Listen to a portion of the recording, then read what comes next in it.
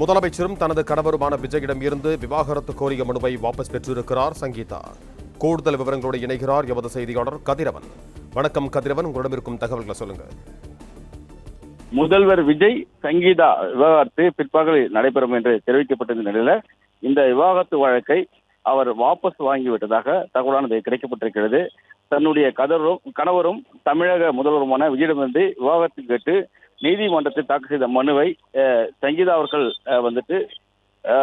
திரும்ப பெற்றதாகவும் அதனால இந்த வழக்கை முடித்து வைக்கப்பட்டதாக செங்கல்பட்டு குடும்ப நல நீதிமன்றம் தெரிவிக்கப்பட்டிருக்கிறது.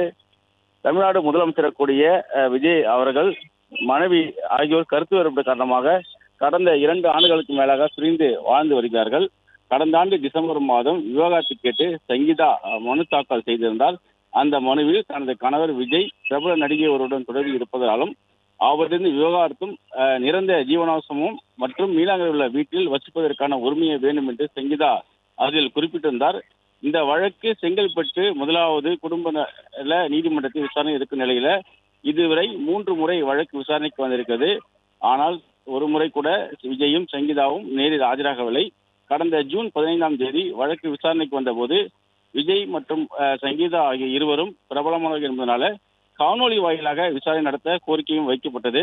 இதனை ஏற்று நீதிமன்ற விசாரணையை ஆகஸ்ட் 7ஆம் தேதி அன்றைக்கு ஒத்திவைத்தது. இந்த நிலைதான் இன்று காலை காணொலி வாயிலாக விசாரணைக்கு சங்கீதா அவர்கள் ஆஜரான நிலையில சட்டப்பேரவை கூட்டத்தொடர் நடைபெறுவதால முதல்வர் விஜயால் ஆஜராக முடியவில்லை என்றும் வேறொரு நாளுக்கு விசாரணையை ஒத்திவைக்குமாறு முதல்வர் விஜய் தரப்புல கோரிக்கை வைக்கப்பட்டது. இதற்கு எதிர்ப்பு தெரிவித்த சங்கீதா தரப்பு இன்றைய விசாரணை நடத்த வேண்டும் என்று கோரிக்கையும் வைத்திருந்தனர். இதனைத் தொடர்ந்துதான் முதல்வர் விஜய் தரப்பு கோரிக்கையை நிராகரித்த நீதிமன்றம் இன்று பிற்பகலை விசாரணை நடத்த உத்தரவிட்டிருந்த நிலையில தற்பொழுது இந்த மனுவை திரும்ப பெறுவதாக சங்கீதா அவர்கள் தெரிவித்திருப்பதாகவும் இதனால் விஜய் மற்றும் சங்கீதா வழக்கு முடித்து வைக்கப்பட்டதாக செங்கல்பட்டு குடும்ப நீதிமன்றம் அறிவிப்பு வெளியிட்டதாகவும் தகவல் வெளியாகி இருக்கிறது.